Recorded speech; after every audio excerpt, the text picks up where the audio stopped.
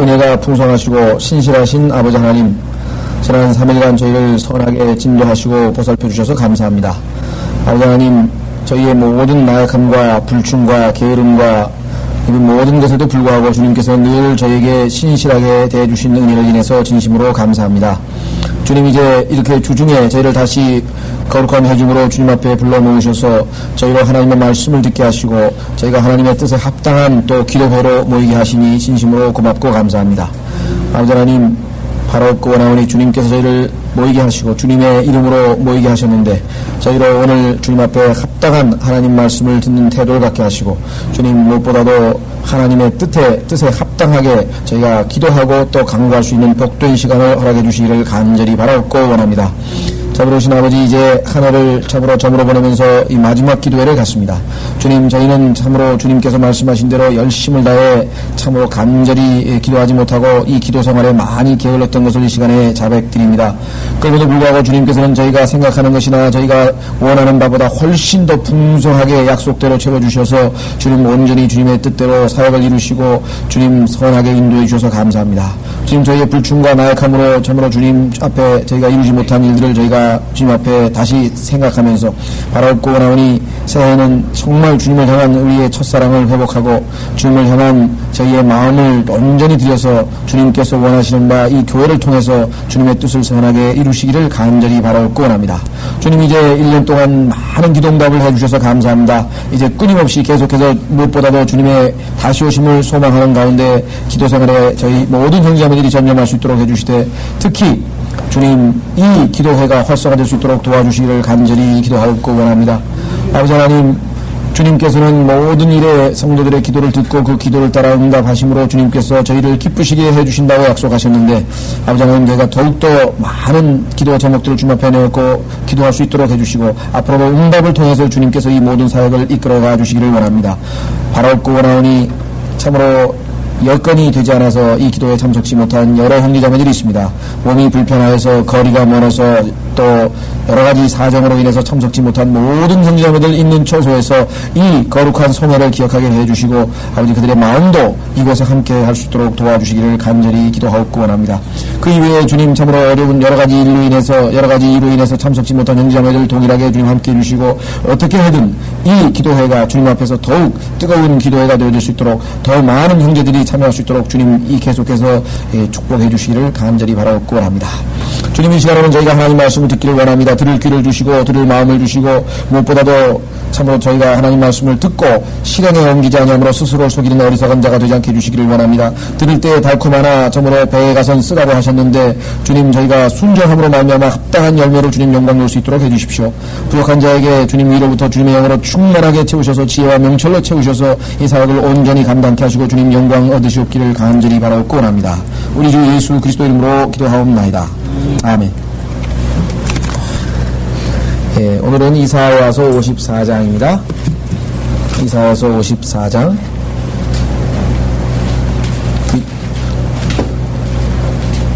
이사야서 54장. 우리 엄장회님 옆에 소개 좀. 엄현경. 예, 반갑습니다. 예. 엄현경 자매님, 예, 반갑습니다. 늘 자랑하시던 같이 생활하시는 동생입니까? 예. 자, 이사야서 우리 54장으로 오겠습니다. 이사야서 54장.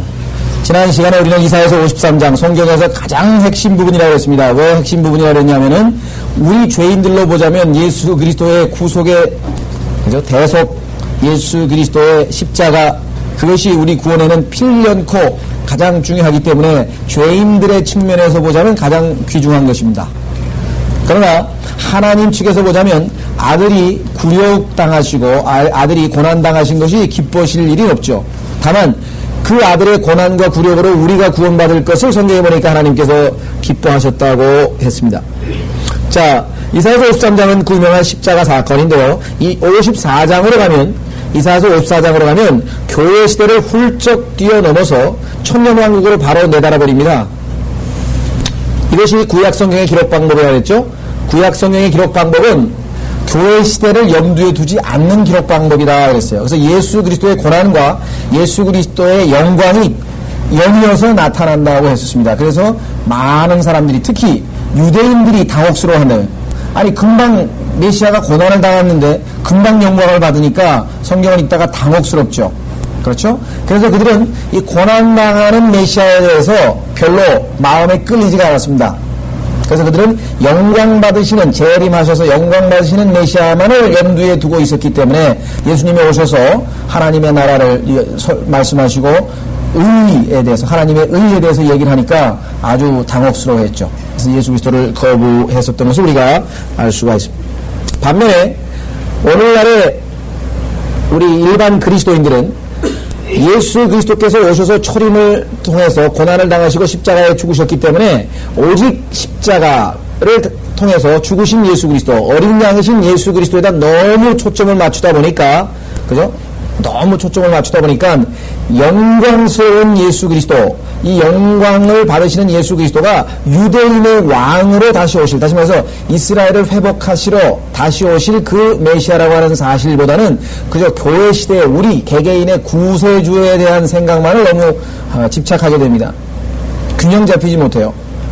그래서 우리는 이사야서 53장과 54장에서 교회 시대를 훌쩍 뛰어넘었다는 사실을 우리가 알 수가 있습니다. 우리 잘 아는 구절이지만 다시 한번 확인을 해보겠습니다. 베드로전서에 보면은 이사야라고 하는 선지자가 고난과 영광을 스트레이트로 이렇게 바로 기록해 놓았다는 사실을 지적해 놓았습니다. 베드로전서 1장.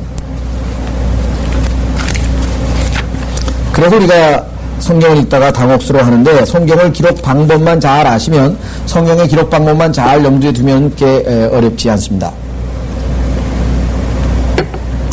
자, 베드로전서 1장에 보시면은 이렇게 기록되어 있습니다. 10절.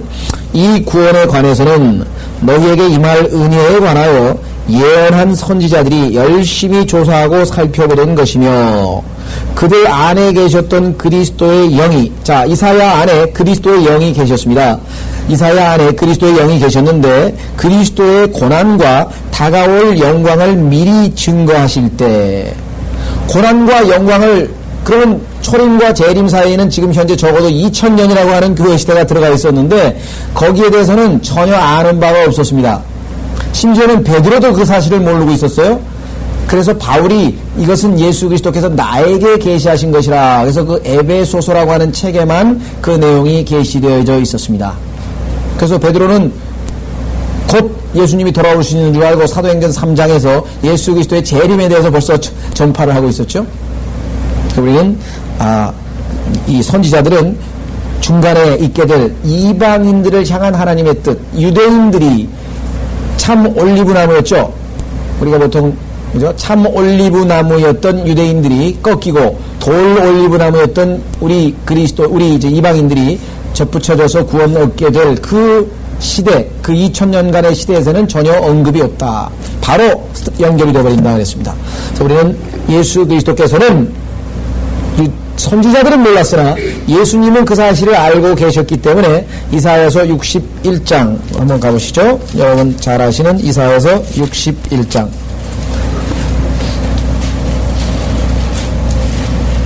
선지자들은 모르니까 그대로 고난과 영광을 연이어서 증거했으나, 예수님은 유대인들이 예수 그리스도를 거부함으로 말미암아 결국은 이방인들에게 복음이 전파될 것이고, 그렇게 돼서 2000년간의 교회 시대가 있을 것을 알고 계시기 때문에 예수님께서는 스탑하셨다. 어디 보세요.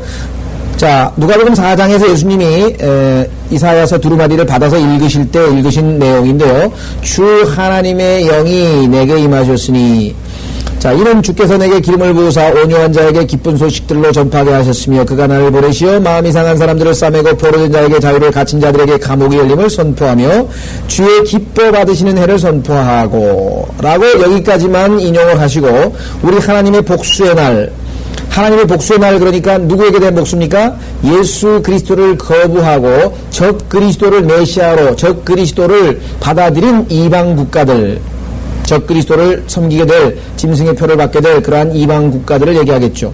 그것이 복수하는데 그것은 재림 때 얘기거든요. 따라서 예수님은 초림과 재림 사이에 있게 될 그 교회 시대라고 하는 그 기간을 알고 계셨기에 초림 때까지만 인용을 딱 하시고 그 뒷부분 재림은 인용을 안 하셨어요. 그러나 이사야는 뭐예요?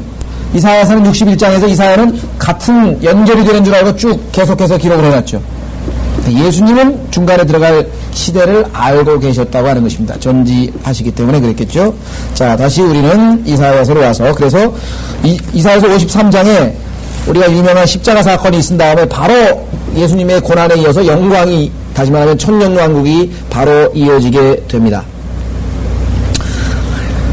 자, 그래서 우리는 1절서부터 보겠습니다. 오 잉태하지 못한 자여 아기를 낳지 못한 너는 노래하라. 아기로 인하여 진통하지 못한 너는 노래를 터뜨리고 큰 소리로 외치라. 이는 홀로 사는 여인의 자식이 혼인한 아내의 자식보다 더 많음이라. 주가 말하노라. 자, 여기에서 이 홀로 사는 여인이라고 하는 단어는 조금 의역이 되어 있습니다. 이 단어는 영어로는 desolate라고 하는 단어인데 보통 우리가 황폐하다는 뜻으로 많이 번역을 합니다. 황폐. 그런데 황폐하다고 하는 단어는 땅이 황폐하면 어떻게 됩니까?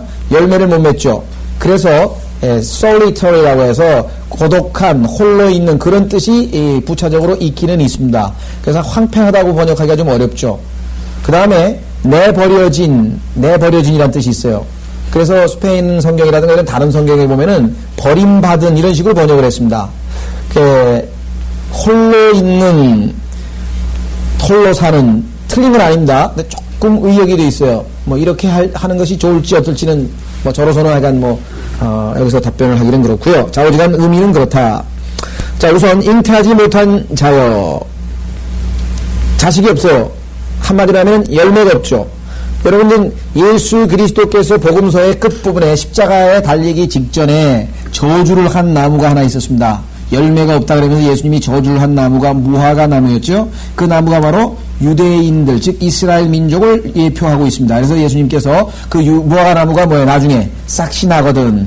2000년 동안 저주를 받아서 열매 맺지 못하고 죽어있는 나무가 됐던 그 나무가 이제 싹이 나거든.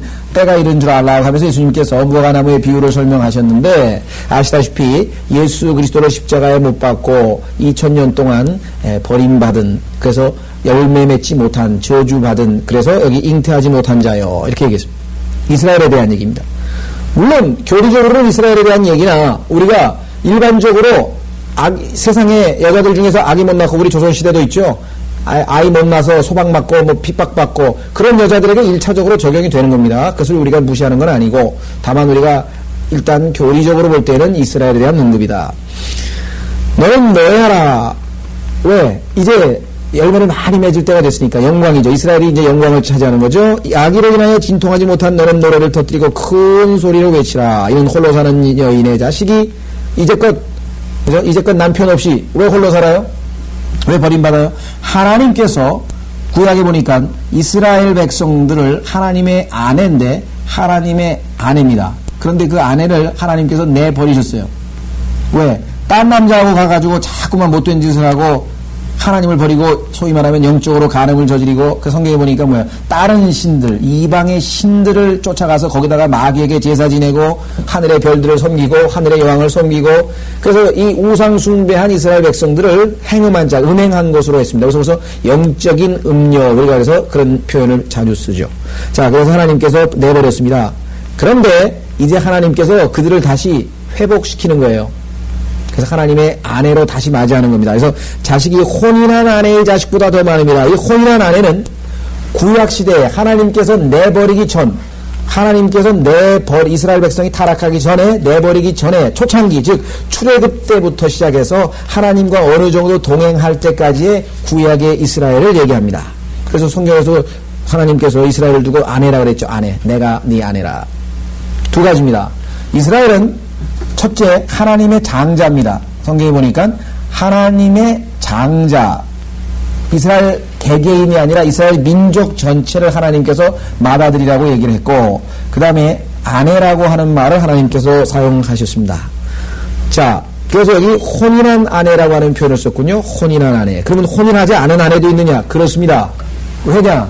성경에서 이 wife라고 하는 단어는 약혼만 해도 사용할 수 있어요. 약혼만 해도. 근데 성경에서는 혼인했다고 할 때는 뭐냐면 두 사람이 합쳐져서 한 몸이 될 때에 marry라고 하는 결혼이라고 하는 단어를 씁니다. 그래서 우리가 성경적인 용어를 우리가 조금 살펴봐야 될 것 같은데요. 자, 그래서 여기서 혼인한 아내는 이스라엘의 구약시대, 즉 타락하기 이전의 이스라엘에 대한 언급인데요. 하나님께서 이 혼인한 아내였던 이스라엘을 내버리셨다가 타락했기 때문에 다시 아내로 맞이하는 장면입니다. 자, 일단 우리가 한번 확인을 해보도록 하겠습니다. 혼인한 아내와 혼인하지 않은 아내라고 하는 그 표현은 어떻게 우리가 확인해 보냐면요. 일단은 마태복음을 보십시오. 마태복음 1장.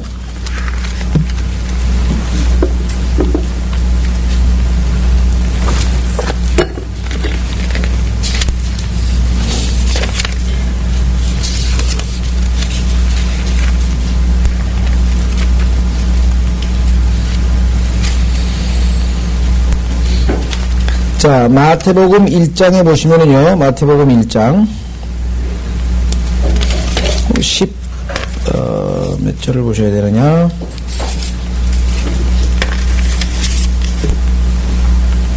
19절에서 18절 보십시오. 요셉, 거기 나오죠? 18절. 18절부터 보겠습니다. 마태복음 1장 18절. 이제 예수 그리스도의 탄생은 이러하니라. 그의 모친 마리아가 요셉과 정혼하였으나, 그랬죠? 동침하기 이전에 그랬죠. 자, 마리아하고 둘이 약혼을 했습니다. 근데 동침하기, 여기서 보면은 came together, 함께 오기 전에, 함께 하나가 되기 전에 성령으로 잉태된 것이 그녀에게 나타났더라. 자, 그래서 19절에 보니까 그녀의 남편이네요. 약혼만 했는데도 뭐라 그랬어요? 남편이라고 하는 용어를 썼죠. 그녀의 남편 요셉은 의로운 사람이라. 그 다음에 20절 가보세요. 20절에 뭐라고 되어 있냐면요. 이렇게 얘기합니다. 천사가 너 다윗의 아들 요셉아 마리아를 내 아내로 삼는 일을 두려워 말라. 그렇죠? 그녀가 잉태된 아기는 성령으로 된 것이라. 여기에 보면은요. Take unto thee Mary thy wife. 여기 번역이 좀 잘못됐군요. 내 아내, 이거 번역이 조금 문제가 죄송합니다. 거기 보시면요. 내 아내 마리아를 내게로 취하는 것을 두려워 말라. 이렇게 번역을 해야 되겠네요. 우리말로는 이 아내입니다. 이미 marry the wife, marry thy wife 이렇게 되어 있죠. 이미 아내입니다. 이미 아내. 여기는 번역이, 우리말로는 번역이 좀 문제가 생겼네요. marry thy wife. 그러면 내 아내 마리아를 내게로 취하는 것을, 이렇게 됩니다. 내 아내 마리아를 내게로 취하는 것을 두려워 말라. 이미 아내입니다. 이미 아내예요. 그런데 한 몸은 아직 안 된 상태죠. 그래서 우리는 이것을 결혼하지 아니한 아내, 그 다음에 결혼한 아내가 있죠. 결혼한 아내. 그래서 24장 2절 보십시오. 신명기 24장 2절. 신명기 24장 2절.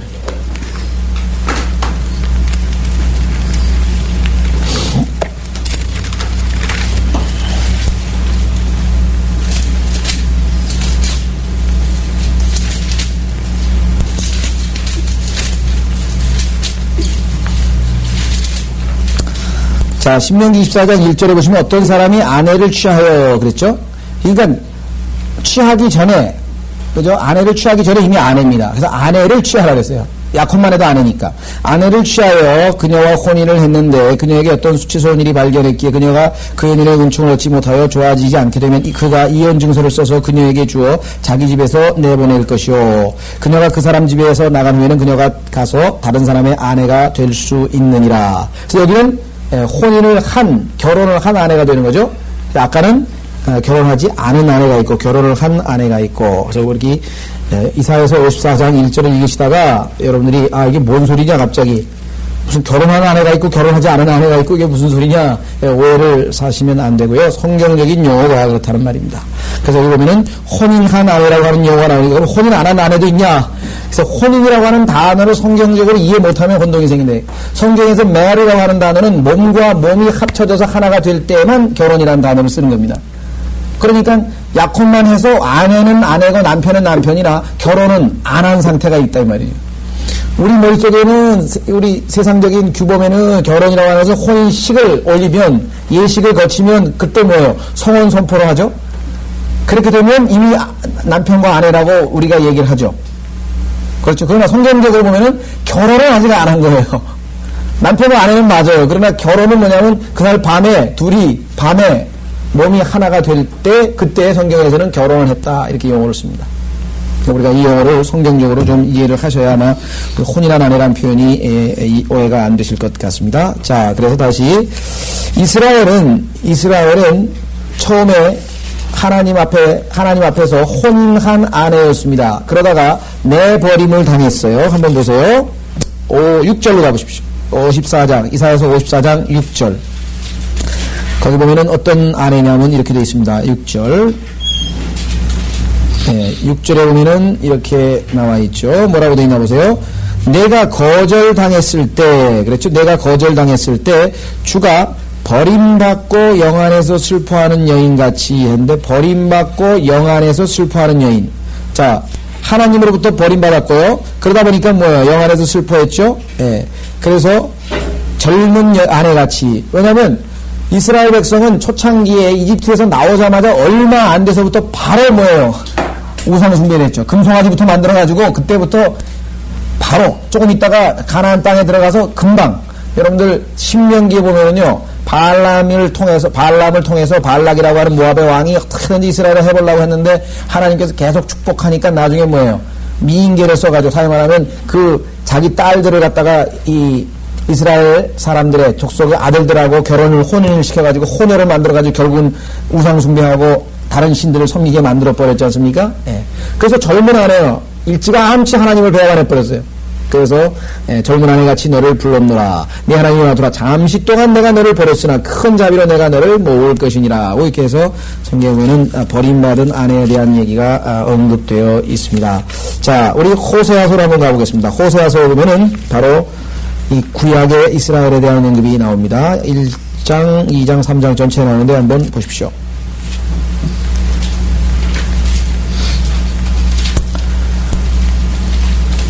2절 호세아서 1장 2절 호세아를 통한 주의 말씀의 시작이라. 주께서 호세아에게 말씀하시기를 너는 가서 음란한 아내를 얻어서 음란한 자식들을 낳으라. 이는 그 땅이 주로부터 떠나 크게 행음하였음이라 하시더라. 참으로 하나님께서 우리가 보기에는 이해할 수 없는 명령을 내리셨어요. 아니 어떻게 그런 여자랑 결혼하라고 하냐. 그 얘기는 뭐냐면 하나님께서 지금 이스라엘 백성들을 뭐예요? 하나님과 이스라엘과의 관계를 지금 보여주기 위해서 예표로 지금 선지자에게 그와 같은 임무를 부과하셨습니다. 자, 그래서 나중에는 이들이 회복이 되죠. 나중에 회복이 됩니다. 자, 10절 그러나 이스라엘 자손의 수가 바다 모래같이 되어서 측정할 수도 없고 세울 수도 없게 되리라. 전에 그들에게 말하기를 너희는 내 백성이냐 아니했던 그곳에서 그들이 너희는 살아계신 하나님의 아들들이라 불리우리라. 그때 유다 자손과 이스라엘 자손이 함께 모여 자기들에게 한 우두머리를 세우고 그 땅에서 올라오리니 이는 이스라엘의 날이 클 것임이라 하시더라. 이사야서 54장과 마찬가지로 하나님으로부터 버림받은 여인을 하나님에게 타락하고 하나님을 저버리고 하나님 이외의 신들을 섬겼던 이스라엘 백성들을 하나님께 다시 회복하시는 장면이 이 호세아서에 기록되어 있습니다.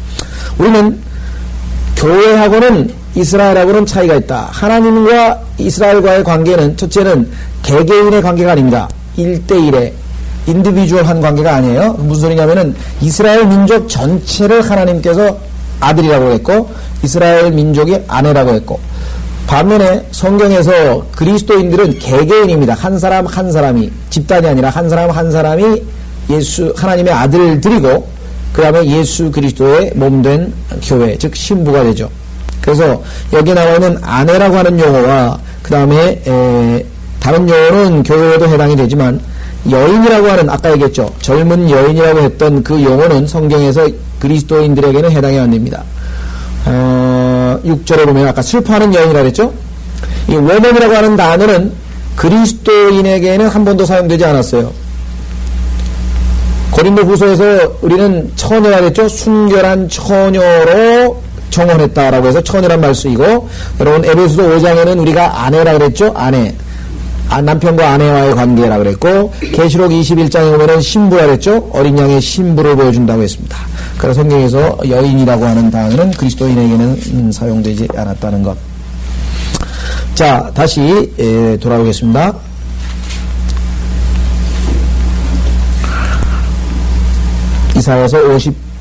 이사야서 54장. 오 잉태하지 못한 자여 아기를 낳지 못한 너는 노래하라. 아기로 인하여 진통하지 못한 너는 노래를 터뜨리고 큰 소리로 외치라. 이는 홀로 사는 여인의 자식이 혼인한 아내의 자식보다 더 많음이라. 주가 말하노라. 이제 이스라엘은 하나님께서 다시 데려다가 회복을 시켰습니다. 그래서 이제 2절, 내 장막에 털을 넓히고 그들로 내 초소에 휘장을 피하게 하라. 아끼지 말고 내 줄을 길게 하고 내 말뚝을 견고히 하라. 이제 이스라엘 백성들이 천년 왕국에서 누리게 되는 그 복에 대한 얘기가 나와 있습니다. 이스라엘 백성들이 천년 왕국 때에는 이제 터가 넓어지고, 그죠? 아주 확장될 것을 얘기하죠. 크게 발전해서 훌륭한 많은 다른 어떤 나라들보다도 강국이 될 것을 성경에서 이렇게 묘사를 했습니다. 3절 보시면 이렇게 기록되어 있죠. 이는 내가 좌우로 터져나오고 내 씨가 이방인들을 유업으로 받아 황폐한 성읍들로 사람이 살도록 하게 할 것이기 때문이라. 이스라엘 백성들이 좌우로 터져나온다는 뚝에서 물이 터져나오듯이 그렇게 아주 퍼져나오고 이방인들을 유업으로 받아. 여러분 이제껏 이스라엘 백성들은 오히려 이방인들의 유업이 됐습니다. 이방인들이 이스라엘 백성들을 오히려 뭐라 그럴까요? 차지했어요. 땅도 이제껏 이스라엘 백성들의 땅을 이방인들이 다 차지했고, 그들이 가지고 있던 모든 재산이나 부나 이런 것들도 다 이방인들이 유대인들 것을 차지했는데, 주님께서 오시게 되면은 반대가 된답니다. 이방인들을 유업으로 받아서 황폐한 성읍들로 사람이 살도록 하게 할 것이기 때문이라. 자, 우리 한번 확인을 해 보겠습니다. 우선 로마서 11장으로 가보십시다. 로마서 11장.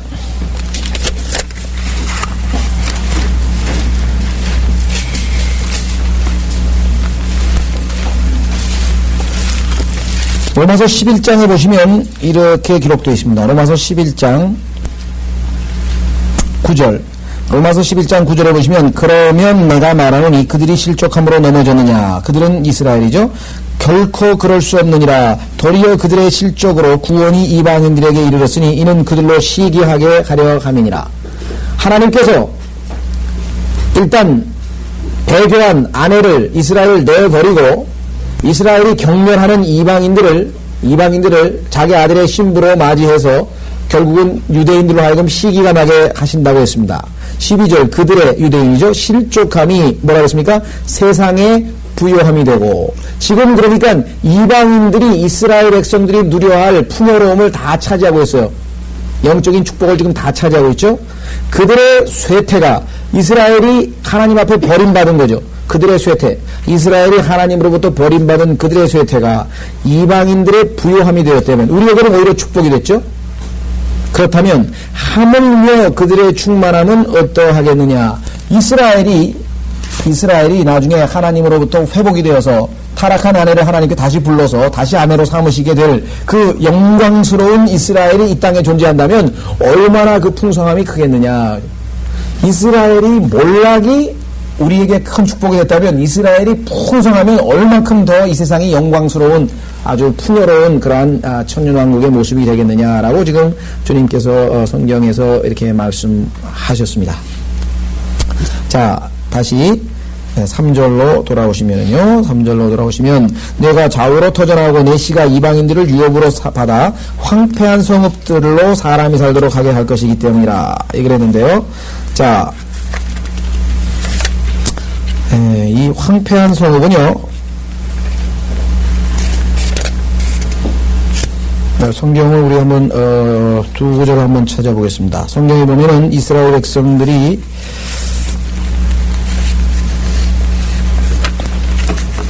이사야서 6장을 보십시오. 이사야서 6장.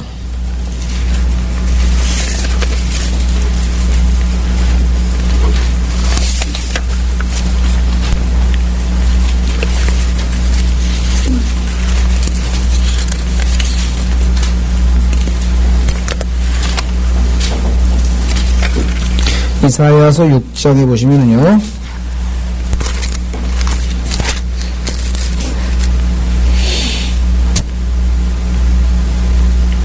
11절.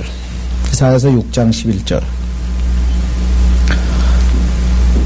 그때 내가 말씀드리기를 주여 언제까지니까 하니 그가 대답하기를 성읍들은 거민이 없이 황폐하게 되고 들집들에는 사람이 없으며 땅이 완전히 이스라엘 땅을 얘기합니다. 팔레스타인 땅이 완전히 황폐하기 되기까지요. 또 주가 사람들을 멀리 옮겨 그 땅 가운데서 완전히 버려짐이 있을 때까지니라.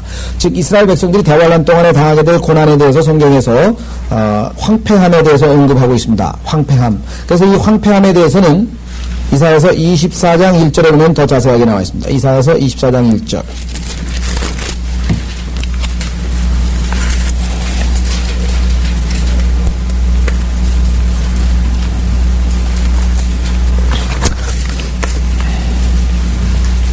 자, 이사야서 24장 1절. 보라, 주께서 땅을 공하게 하시고 황폐케 하시며 뒤집어 부시고 그 거민들을 멀리 흩으시니 백성이 제사장과 마찬가지일 것이며 종이 주인과 마찬가지일 것이요 여종이 여주인과 마찬가지일 것이며 사는 자가 파는 자와 마찬가지일 것이며 빌려주는 자가 빌리는 자와 마찬가지일 것이며 이자를 받는 자가 이자를 그에게서 내는 자와 마찬가지일 것이니라. 왜? 다 망하니까 한꺼번에. 땅이 3절 완전히 공하게 되며 완전히 약탈당하니 24장에 보면은 여기는 세계란 말이 나와 있죠. 세계. 4장 보세요. 4장에 보면 땅이 애통하고 쇠잔하며 세계가 쇠약하고 world라 그랬네요. world. 그러니까 적그리스도가 통치하게 되는 대환란 기간에는 물론 1차적으로 이스라엘이 핍박의 1차적인 대상이기 때문에 완전히 황폐하게 될 것입니다. 이스라엘 땅은. 그러나 거기뿐만 아니라 전 세계가 다 쇠약하고 쇠잔하며 땅에 거만한 백성이 쇠약하도다. 땅이 또한 그 거민들에게서 더럽혀지리니 이는 그들이 율법을 범하였고 율례를 바꿨으며 영원한 언약을 어겼습니다. 자, 여기서 율법을 바꿨다고 했고 율례를 바꿨다고 그랬는데요. 여러분들 하나님께서 정하신 법칙, 자, 제일 첫 번째 원칙이 무엇입니까? 창세기 3장에 보면은 땀을 흘려야 인간이 살 수 있도록 땅은 저주를 받았죠. 카인과 아벨에서부터 시작해서 우리는 땅이 저주를 받아서 계속해서 이 황폐한 우리 이 지구의 역사, 즉 환경오염의 역사가 과거에서부터 지금까지 진행되고 있는 것이 하루아침에 된 거는 물론 20세기 와서 아주 급속도로 진행이 됐지만요. 근데 거기에 보면은 결국은 뭐예요? 율법을 바꿨고 율례를 바꿨으며 영원한 언약을 어겼습니다. 하나님과의 인간과의 체결한 그 언약, 즉 땀을 흘려야 먹고 살 수 있게 되는데 인간들이 그것을 지키지 않았고 그 이후에도 하나님께서 정하신 모든 법칙을 다 적그리스도가 결국은 바꿔버렸습니다. 그래서 지금 뭐 환경오염이 극도로 아주 와 있죠. 제일 대표적인 게 뭡니까? 하나님께서는 분명히 땅을 6년 동안 농사를 지을 때 6년 동안 농사 짓고 나서 1년은 쉬게 만들었거든요. 하나도 1년 동안 지금 땅 놀리는데 봤습니까? 결국은 뭐예요? 비료 갖다 쓰고 비료 갖다 쓰니까 뭐 어떻게 됩니까? 해충 뭐랄까요? 벼에 해를 끼치는 그런 벌레만 죽는 게 아니라 그 해충을 잡아먹는 천적, 벌레까지 다 죽어버리죠, 한꺼번에. 그러니까 땅은, 토지는 산성화되고, 또 산성화되고, 또 뿌리고, 결국은 지금 뭐, 뿌린, 뭡니까, 이, 살충제. 옛날엔 DDT죠. 요즘 DDT 안 쓰지만 DDT라든가, 그 다음에 기타 여러 제초제 이런 하여간 것들이 전부 다 어디로 가요? 다 바다로 흘러 들어가가지고, 지금 뭐 태평양 어디를 가도 물고기 아래에서 DDT 이런 소위 말하면 오염물질들이 어디서든지 다 발견이 됩니다. 그 이외에도 인간의 하나님께서 정하신 여러 가지 균례들을 다 망쳐놔가지고 결국은 뭐예요? 이스라엘 땅만 황폐되는 게 아니라 전 세계 땅이 다 황폐될 것을 성경에서 보여주고 있습니다. 다시 이사야서 54장으로 오시면은요. 황폐한 성읍들로. 그런데 주님께서 이제 이스라엘을 회복시킬 때는 어떻게 해요? 사람이 살도록 할 것이기 때문이라 그랬습니다. 이제 이스라엘의 회복을 성경에서 언급하고 있죠. 자, 그래서 성경에서는 이스라엘이 반드시 회복될 것에 대해서 무려 2000구절이 있습니다. 성경에서 아마 동정녀 탄생에 대해서 정확하게 얘기하고 있는 구절은 아마 3구절밖에 없을 거예요. 창세기 3장하고 그 다음에 이사야서 9장하고 그 다음에 누가복음인가요? 그럼 많지 않아요. 우리는 예수 그리스도의 동정녀 탄생이 성경에서 아주 핵심적인 아주 우리가 제일 중요한 근본적인 교리 중에 하나로 붙들고 있죠. 그것을 부인하면 우리는 교제할 수 없고 그리스도인이라고 안 치죠. 예수 그리스도의 동정부 탄생 거부하는 사람. 그런데 예수 그리스도께서 이스라엘의 왕으로 오셔서 다윗의 보좌에 앉으셔서 1000년 동안 이 땅에 다스리라고 하는 그 1000년 왕국, 다시 말하면 이스라엘의 회복에 관해서는 성경에서 2000구절이라는 거 포인트. 얼마만큼 중요하면 성경에서 그렇게 반복해서 얘기하시는가. 우리는 이스라엘의 회복을 믿지 아니하는 그러한 그리스도인들이 우리 주변에 얼마나 많은가 한번 생각해 보세요. 성경은 유대인의 책입니다. 하나님께서 로마 3장에서 얘기하기를 하나님의 말씀을 오러클이라 하죠. 하나님께서 입에서 나오는 말씀을 유대인에게 맡겼다고 성경에 얘기했단 말이에요. 그러니까 성경에서 유대인의 관점에서 유대인의 초점으로서 이 세계 역사를 바라보지 않으면은 아무것도 안 되는 거예요. 심지어는 예수님께서 뭐라고 했어요? 요한복음 4장 2절에서. 요한복음 4장 24절인가요? 22절인가요? 구원이 유대인에게서 난다. 사마리아 여인에게 얘기하기를 사마리아에서 나는 게 아니다. 구원은 유대인에게서 난다. 내가 유대인이다. 그 바로 유대인이다. 그래서 우리는 성경을 읽을 때에는 성경의 역사의 어떤 그 시계추라 그럴까, 역사를 가늠하는 기준이 유대인이라고 하는 것을 우리가 알 수가 있습니다. 자, 그래서 유대인들의 회복, 이스라엘의 회복에 대해서 지금 계속해서 언급하고 있습니다. 4절. 두려워 말라. 내가 수치를 당하지 아니하리라. 당황하지 말라. 내 부끄러움에 처하지 아니할 것이라. 내가 내 젊은 시절의 수치, 젊은 시절에 버림받은 수치를 잊을 것이며 내 과부 때의 치욕을 더 이상 기억하지 않을 것이라. 이스라엘이 과부 노릇을 한 거예요, 지금까지. 예, 열매가 없으니까. 그죠? 버림받았으니까. 그래서 너를 지으신 분이 내 남편이니. 이스라엘이죠. 만군의 주가 그의 이름이며 너의 구속주 이스라엘의 거룩한 분이라 그랬습니다. 즉 아까 그 여인, 잉태하지 못하는 여인이 바로 이스라엘이라고 하는 것을 알려주는 구절이죠. 왜? 여기 나왔죠. 이스라엘의 거룩한 분이라 그랬고 3절에는 이방인들을 유업으로 받는다 그랬으니까 이방인들의 반대되는 사람은 누구예요? 유대인이죠. 그래서 이것이 바로 이스라엘에 대한 구절이라고 하는 것을 두 구절에서 3절과 5절에서 확인해 볼 수가 있습니다. 너를 지으신 분이 내 남편이니 만군의 주가 그의 이름이며 너의 구속주 이스라엘의 거룩한 분이라. 그가 온 땅의 하나님이라 칭함을 받으리라. 내가 거절당했을 때 주가 버림받고 영안에서 슬퍼하는 여인같이 젊은 아내같이 너를 불렀노라. 내 하나님이 말하노라. 잠시 동안 내가 너를 버렸으나 큰 자비로 내가 너를 모을 것이니라. 잠시 동안. 여러분 잘 아시는 언제부터 버리셨습니까? 특히 바벨론 포로 때부터는 이제 하나님께서 이스라엘을 버렸죠. 예. 그래서 다시 찾아왔는데 예수 그리스도께서 거부당했고, 그래서 결국은 뭐예요? 예수님께서 무화과나무를 저주하시면서 집에서 나오시고 본격적으로 이스라엘은 하나님으로부터 버림받게 됐습니다. 그래서 예수님께서 뭐라고 얘기했냐면 여기 나와 있어요. 8절. 적은 진노로 내가 내 얼굴을 내게서 잠시 감추었으나, 이 잠시가 2000년이네요. 내가 영원한 인자로 내게 자비를 베풀리라. 주 내 구속주가 말하노라. 자, 잠시 감추었다. 한번 확인해 보겠습니다. 마태복음 13장. 마태복음 13장. 44절. 마태복음 13장 44절.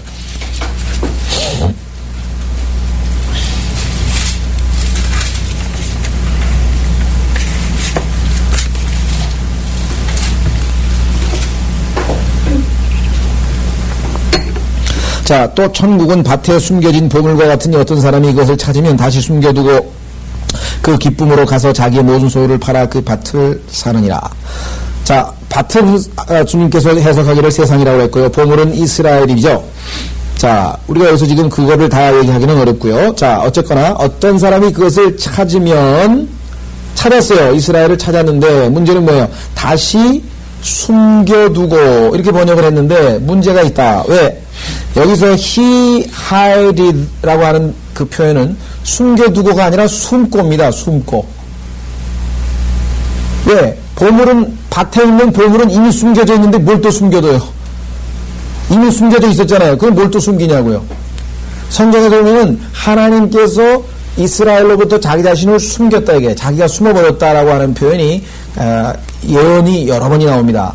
그래서 여기서도 숨고, 목적어가 없어요. 그죠? 숨고입니다. 자, 실제적으로 한번 확인해서 언제 하나님께서 숨겠다고 말씀하셨냐? 신명기로 가보죠. 신명기 28장.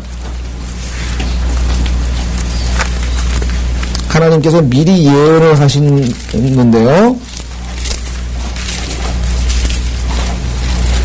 신명기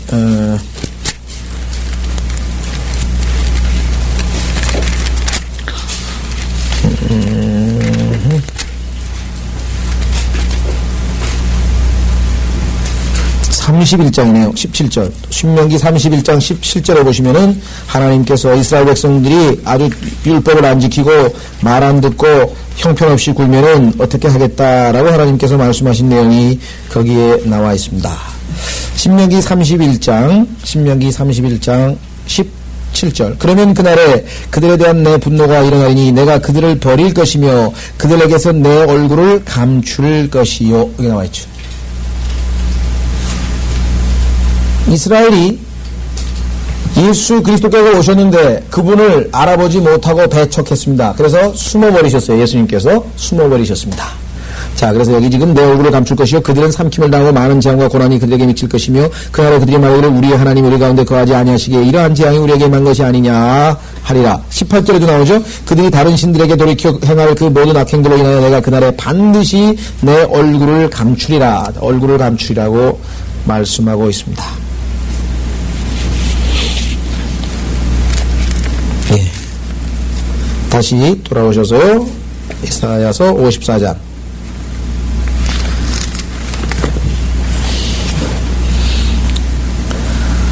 자, 적은 진노로 내가 내 얼굴을 내게서 잠시 감추었으나 내가 영원한 인자로 내게 자비를 베풀리라. 주 내 구속주가 말하노라. 그러나 완전히 감춘 게 아니라 주님께서 다시 오셔서 아내로 맞이하겠다. 호세아서에서 버려진 아내를 되찾아오시는 하나님의 모습을 우리가 여기서 확인해 볼 수가 있습니다. 자, 9절. 이는 이것이 내게는 노아의 홍수와 같음이니 내가 노아의 홍수로 다시는 땅을 뒤집지 않을 것이라고 맹세했던 것처럼 내가 네게 진노하지도 너를 책망하지도 아니하기로 맹세하셨음이니. 이제 회복된 아내에게는 하나님께서 아무런 징계나 그것이 없습니다. 이제 완전히 회복된 것이죠. 그래서 하나님께서 노아의 홍수 즉 전 세계를 온 지구를 물로 멸망시키지는 않겠다. 노아의 홍수와 같은 홍수는 다시는 없을 것이라고 하나님께서 맹세했죠. 따라서 그 맹세처럼 이번 맹세도 마찬가지다 이게. 확실한 맹세라 이 말이죠. 산들이 떠나고 작은 산들이 옮겨져도 나의 인자는 내게서 떠나지 아니하며 내 화평의 언약은 제거되지 아니하리라. 내게 자비를 베푸는 주가 말하노라. 이렇게 말씀을 했군요. 자, 우리는 이래서 이스라엘 회복에 대해서 1절에서부터 10절까지 우리가 확인해 봤는데요. 몇 가지 좀 보충할 것을 한번 보충해 보겠습니다. 1차적으로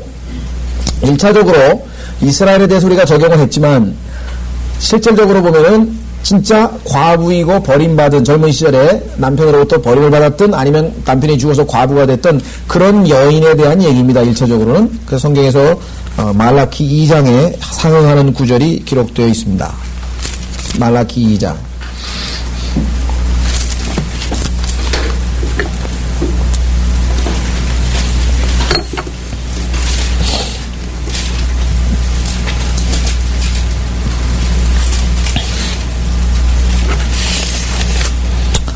자, 말라키 2장을 보시면요.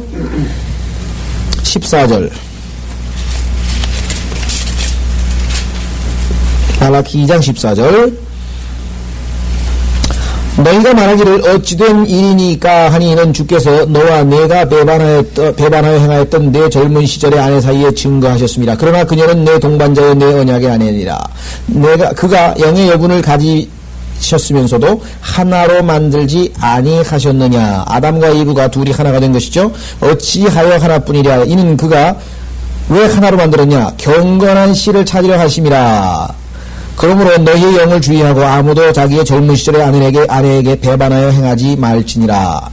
이혼이라고 하는 것이 하나님 보시기에는 절대로 안 된다고 하는 것을 저기에서 언급하고 있습니다. 16절. 주 곧 이스라엘의 하나님은 아내를 내보내는 것을 미워하신다고 말씀하시니라. 이는 사람이 자기 옷으로 폭력을 덮기 때문이라. 만군의 주께서 말씀하시니라. 그러므로 너희가 배반하여 행하지 않도록 너희의 영은 주의하라. 그래서 1차적으로는 실질적으로 우리가 옛날 구약시대에 보면은 아내를 마음대로 내버렸죠. 그래서 할 수 없이 원칙적으로 안 되는데 하도 사람들이 마음이 완악하니까 하나님께서 이혼 증서를 써줘가지고 여자들로 하여금 다른 데 시집갈 수 있도록 인권 보호 차원에서 그야말로 허용은 했으나 예수님께서 마태복음 19장에서 그 결혼에 대해서 질문하는 사람들에게 원래는 아니라 이거죠. 원래는 마음이 완악하니까 할 수 없이 이혼 증서라도 써서 내보내라 그랬지만 왜?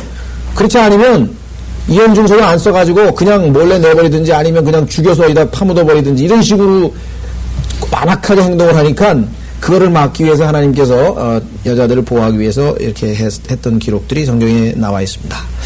자, 사무엘상에 보면은 그 유명한 이스라엘을 예표하고 있는 여인, 즉 잉태하지 못한 여인 한나에 대한 이야기가 나옵니다. 한번 보십시오. 이스라엘을 예표하고 있는 여인이 누구냐? 바로 한나입니다. 사무엘상 1장.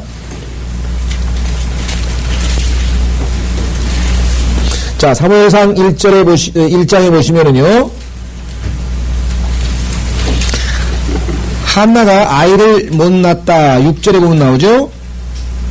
5절에 한나에게는 값진 부분을 주었으니 이는 그가 한나를 사랑합니다. 남편은 한나를 더 사랑했어요. 그러나 두 아내 중에서 사랑하지 않은 여인은 아이가 있었고 한나는 아이가 없었습니다. 그러나 주께서 그녀의 태를 닫으셨더라. 6절 그녀의 대적도 그녀를 몹시 격분시키고 괴롭게 하였으니 이는 주께서 그녀의 태를 닫으셨습니다. 이렇게 해서 아이를 낳지 못하는 여인인데 주님께 기도해서 결국은 응답을 받았습니다. 20절 한나가 임신한 후에 때가 되어 아들을 낳았는데 그의 이름을 사무엘이라 하며 말하기를 이는 내가 주께 그를 구하였음이라 하더라. 그렇게 해서 응답을 받았죠. 자, 응답받은 이 여인은 2장 1절 이제 기도를 합니다. 아까 이사야서 54장 1절과 같은 맥락이죠. 자, 잉태하지 못한 여인이 하나님께서 뭐라 그래요? 노래하라. 왜? 더 많은 열매를, 자식을 낳을 거니까. 여기서도 지금 한나가 기도하고 말하기를 이렇게 얘기합니다. 내 마음이 주 안에서 기뻐하며 내 뿔이 주 안에서 높아졌도다. 내 입이 내 원수들을 위해 크게 벌어졌으니 이는 내가 주의 구원을 기뻐하님이니이다. 주와 같이 거룩한 분은 없나니 하면서 쭉 하는데 내용을 보면은 노래하는 겁니다. 어떻게 할 수 있는가? 간구하는 내용이 없어요. 하나님께 뭐 해주십시오, 뭐 해주십시오 이런 게 아니라 전부 찬양으로 이어지는 기도입니다.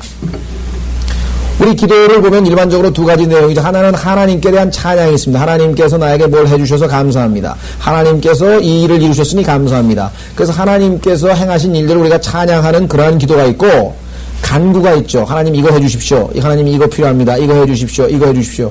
그런데 두 번째 간구에 대한 내용은 실제로 보면 없어요. 정말 우리가 얘기하는 찬양으로 일관되어 있는 그러한 것을 확인해 볼 수가 있습니다. 그래서 이스라엘 백성들이 예수 그리스도께로 다시 오셔서 정말 이제 하나님의 다시, 그죠? 아내가 다시 하나님의 아내로 정혼하게 될 때는 그야말로, 그죠? 새 노래가 넘치고 모세의 노래가 넘치고 찬양이 이어질 것을 성경에서 이렇게 미리 보여주고 있습니다. 자, 그 다음에요, 우리가 다시 이사야서 54장으로 가서 앞부분 이스라엘의 회복과 관련된 부분에서 한 가지 더 지적하고 싶은 것은 5절입니다. 5절에 보면 하나님에 대한 이름이 몇 가지가 등장합니다. 하나님의 이름에 대한 것이 몇 가지 등장하는데 우선 첫 번째 너를 지으신 분 메이커, 그 다음에 내 남편, 그렇죠? 그 다음에 만군의 주, 그 다음에 너의 구속주, 이스라엘의 거룩한 분, 그 다음에는 뭐야? 온 땅의 하나님. 온 땅의 하나님의 경우에는 미래 시제가 됐어요. 왜? The God of the whole earth라고 했을 때 shall be의 미래가 됐습니다. 이 당시에는 이스라엘의 왕이시지만 예수님께서 지상에 오시게 되면 1000년 동안 진짜 뭐예요? 이 지상을 전체를 다스리게 되는 왕이 되실 것입니다. 그죠? 미래 상황이기 때문에 여기에 기록되어져 있습니다. 자, 뿐만 아니라 55장 4절에 보면은, 보세요. 55장 4절에 보면은, 거기에 또 아주 독특한 하나님의 이름이 나와 있습니다. 타이틀이. 55장 4절에 보시면은, 내가 백성에게 증거로 주었고, 그랬네요.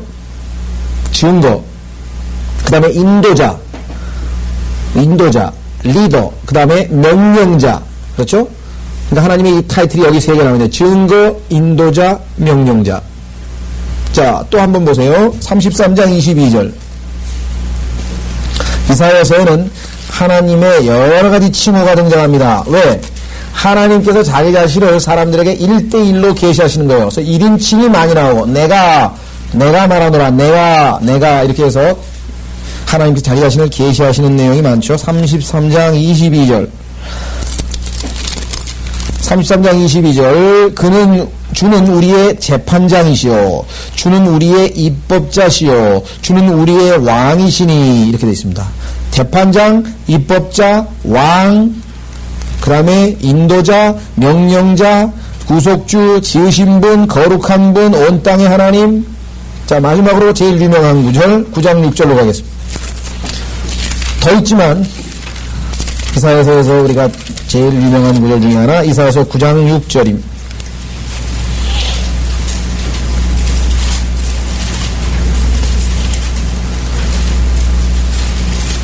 이사야서 9장 6절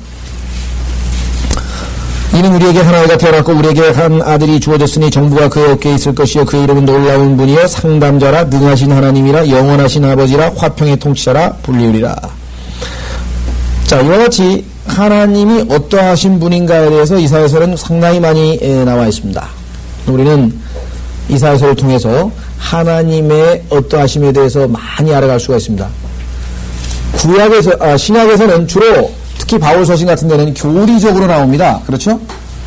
교리적으로 나오지만 이사야서의 경우에는 아주 친근하게 하나님께서 내가 너에게 말한다. 네가 어찌하여 매를 더 맞으려고 그리 하느냐.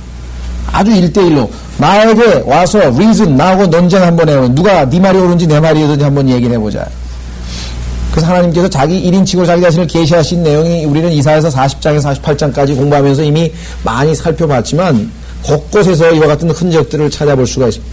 그래서 이사야서를 읽으면 하나님하고 굉장히 밀접한 하나님 앞에 옆에서 듣는 하나님의 말씀을 옆에서 듣는 것 같은 그러한 내용들로 가득 차 있습니다. 여기서도 지금 너를 지으신 분이 내 남편이니 만군의 주가 그의 이름이며 너의 구속주 이스라엘의 거룩한 분이라 그가 온 땅의 하나님이라 칭함을 받으리라 하고 말씀하고 있습니다.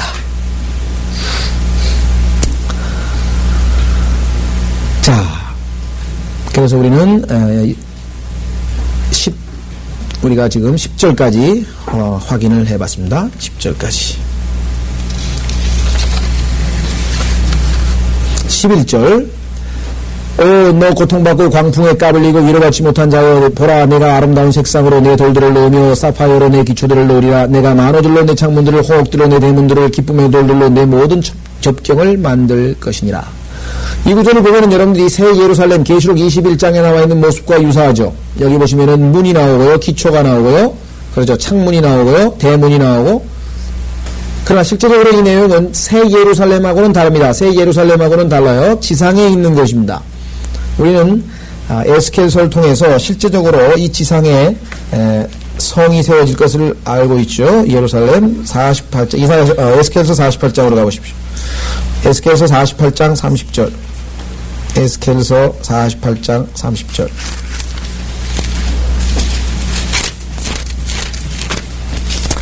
에스겔서 48장 30절 보시면 이렇게 되어 있습니다. 예수님께서 지상에서 다스리게 될 그 천년 왕국 동안에 세워질 그 성읍에 대한 내용인데요. 북편에 있는 성읍에서 나가는 것이 이러하니 4,500이라 하면서 성읍의 대문들은 이스라엘 지파들의 이름을 따를 것이라. 북쪽으로는 3개의 문이 있는데 하나는 루벤의 문이요 하나는 유다의 문이요 하나는 레위의 문이라. 이렇게 해서 쭉 해서 문에 대한 언급이 나오면서요. 35절 보세요. 그 사면에 18,000이며 그날로부터 예수 그리스도께서 통치하는 그날로부터 그 성읍의 이름이 주께서 거기 계시다. 임마누엘이죠. 주께서 거기 계시다가 될 것이라고 성경에서 말씀합니다. 그래서 지금 이 새로 회복될 예루살렘이라고 하는 이름 자체가 평화의 성읍이라 그랬죠. 평화의 도시. 역사상 예루살렘은 AD 70년에 물론 그 전에도 많은 파괴가 있었지만요. 역사상 제일 유명한 파괴가 AD 70년에 예수 그리스도께서 죽으신 지 30년 후에 30몇 년 후에 여러분 잘 아시는 AD 70년 로마의 티토라고 하는 타이터스라고 하죠. 보통 타이터스 또는 티토라고 하는 장군이 와서 이스라엘을 몰살시키고 예루살렘을 함락시켰습니다. 그야말로 예수님 예언대로 돌 위에 돌 하나 남지 않냐고 완전히 거기에 성전에 있는 금덩어리 꺼내라고 완전히 그냥 다 파괴시켜버린 실제적인 역사적 기록이 있었습니다. 그 후에 뭐 여러 번에 걸쳐서 침략을 받았습니다.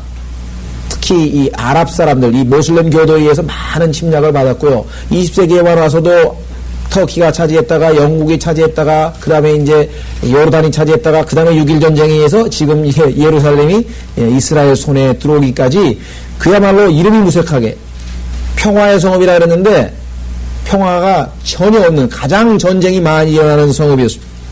왜 평화의 성읍이냐? 평강의 왕이 그곳에서 통치하시게 될 그때부터 이스라엘은, 예루살렘은 그 이름 그대로 평화의 성읍이 되는 거죠. 여기 나와 있습니다.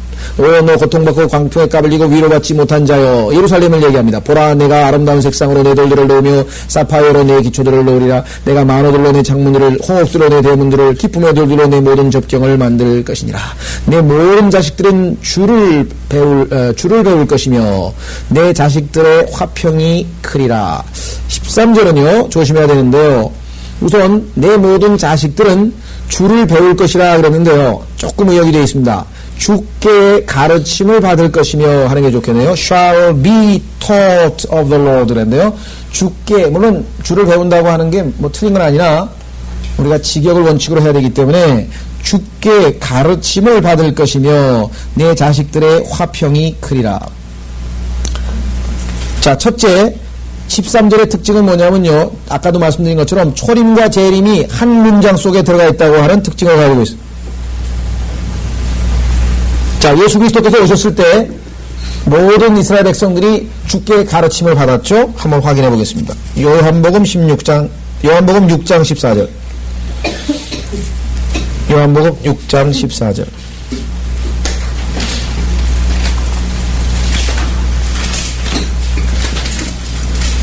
자, 요한복음 6장 14절에 보시면 초림 때의 이스라엘 백성들이, 자손들이 주님께로부터 배우는 장면이 나옵니다. 자, 그때 예수께서 행하신 기적을 본 그 사람들이 이분은 참으로 세상에 오셔야 할 그 선지자라고 말하더라. 이 그때 그라고 하는 단어가 중요합니다. That, 아무 선지자가 아니고 that prophet. 그 선지자가 누구냐? 여러분 성경을 아시는 분은 신명기 18장에서 모세가 얘기했어요. 나와 같은 선지자를 하나님께서 일으키실 거다. 그래서 모세를 대신하기 위해 하나님께서 세우신 선지자. 그래서 신명기 18장에 나와 있는 그 선지자가 바로 예수라고 하는 것을 사람들이 말하더라. 45절로 가시면요, 45절로 가면 이사야서를 인용을 합니다. 45절 뭐라고 하나 보세요. 선지서들에 기록되기를 그들이 모두 하나님께 가르침을 받으리라. 여기 나오죠. 그들이 모두 하나님께 가르침을 받으리라고 하였으니 아버지께로부터 듣고 배운 모든 사람들은 내게로 오리라. 예수 그리스도께서 이사야서 54장을 인용하셔서 그들이 모두 하나님께 가르침을 받으리라고 하였으니 예수님의 오심으로 말미암아 이 약속이 성취가 되었습니다. 그렇죠? 자, 문제는 뭐냐? 초림 때 예수 그리스도께서 배웠지만 예수님이 승천하시고 올라가신 이후에 유대인들은 과연 하나님께로부터 배움을 받았는가? 아니라 이게. 그들은 하나님의 말씀 대신에 뭘 받아들였습니까? 탈무드를 탈무드라고 하는 전통적인 책을 만들어가지고 받아들이고, 그 다음에 뭐, 20세기의 역사 가운데 유대인 철학자들이 많습니다. 중세에는 마이모니데스라고 하는 유명한 철학자가 있었고, 그 다음에 뭐 20세기 와서는 여러분 잘 아시는 가장 핵심적인 사람들, 프로이트, 그죠? 그 다음에 칼 막스, 그 다음에 금세기, 타임즈가 뽑은 금세기 인물, 아인슈타인. 상대성 이론을 만들어서 절대적인 건 아무것도 없어요. 하나님도 절대적인, 상대적인 것밖에 없다고. 자, 그래서 20세기에 유대인 세 사람이 나와서 이 세상의 모든 정신계를 지배했다는 거죠. 초림 때 예수님 오셨을 때는 예수님께로부터 배웠지만 그들은 뭐예요? 깨우침을 받지 못하고 예수님을 버렸죠. 그 다음에 하나님께서는 뭐예요? 거짓 것을 믿게 하신 거예요. 말도 안 되는 사람들이 나와가지고 온갖 이론들을 펼쳤습니다. 뭐 스피노자도 유명한, 여러분 잘 아는 스피노자도 유태인이고요. 하여간 유태인 철학자들 보면은 유태인이 엄청 많습니다.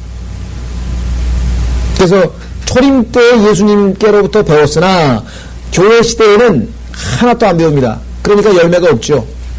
무화과나무 저주받은 것, 아까 나왔던 그 얘기입니다. 그런데 평화도 없죠. 여기는 지금 평화가 있을 것이라 그랬어요. 내 자식들의 화평이 크리라.